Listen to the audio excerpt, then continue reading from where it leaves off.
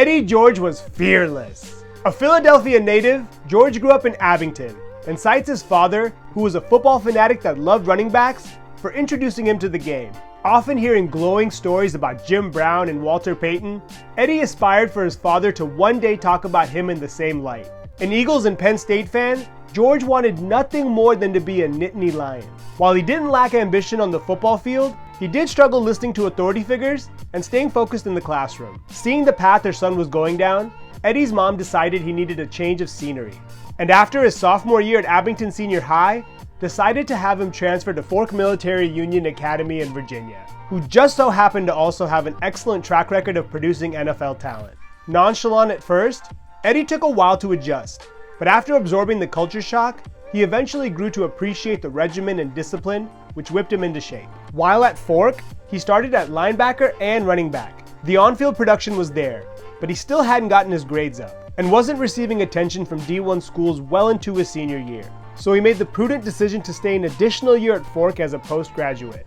He improved his grades and on-field performance, rushing for 1,372 yards and 15 touchdowns, and was finally able to garner some attention from major programs, including Penn State. However, at 6'3", nearly 230 pounds, most schools were recruiting him as a linebacker, which he had no interest in playing, and Ohio State was one of the few schools that offered him a chance to run the ball. However, the Buckeyes already had Robert Smith and Raymond Harris on the roster, so George knew playing time would be tough to come by. Fortunately, his size worked to his advantage and helped him find his way onto the field as a short yardage and goal line specialist. He enjoyed some early highs, including a 3-touchdown performance against a ranked Syracuse team his freshman year, earning him the nickname Touchdown Eddie. However, just as quick as the highs came, so came the lows, as Eddie would nearly fumble away his college career, literally. In their 5th game against Illinois, George lost a crucial fumble early in the game that was returned for a touchdown. Wanting to help maintain his confidence, the coaches gave him an opportunity at redemption, giving him the ball at the 1 with a chance to ice the game late in the 4th quarter. But the unthinkable happened, and George would fumble again. And Illinois would not only recover it, but would drive down the field for a game-winning field goal. Crushed, George would lose the trust of his coaches and was essentially shelved for 2 seasons. Overcome with pressure, there were points where George wanted to leave OSU. However, cooler heads prevailed, and he would use the situation as motivation, and eventually worked his way back into the good graces of his teammates and coaches alike.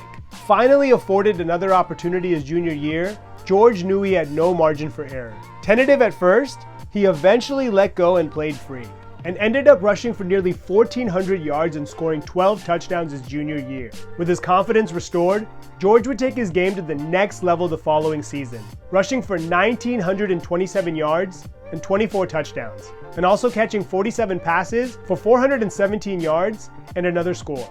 The icing on the cake was a redemption effort against Illinois, where he set the single-game rushing record for Ohio State with 314 yards. He also had 3 touchdowns and solidified himself as one of the top players in the country.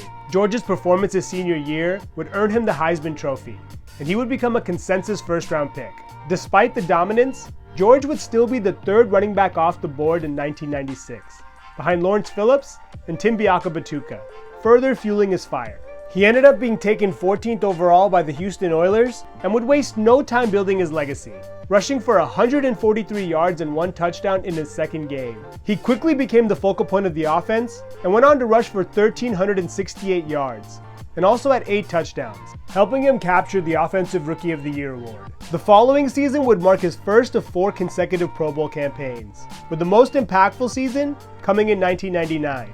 When he was the engine behind the Titans' magical run to the Super Bowl, with Tennessee leaning on George's smash-mouth playing style the entire playoffs, feeding him the ball 108 times for 449 rushing yards. The carries are the 3rd most in postseason history, and the yards are 6th.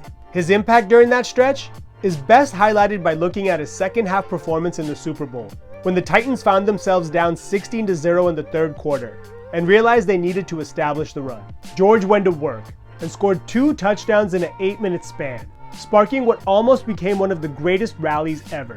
However, it wouldn't be enough, and the Titans would literally fall 1 yard short of tying the game. While George would go on to have many productive seasons and establish himself as one of the most reliable and durable running backs in NFL history, he never experienced similar playoff success. After playing in 4 playoff games in 1 season, he would only manage to play in a combined 5 more over the rest of his career, none of which resulted in a Super Bowl berth. By 2003, George's massive workload and injuries had began to take their toll, and he was released. He ended up signing a 1-year deal with the Cowboys, but would play in a reserve role, something he was not accustomed to.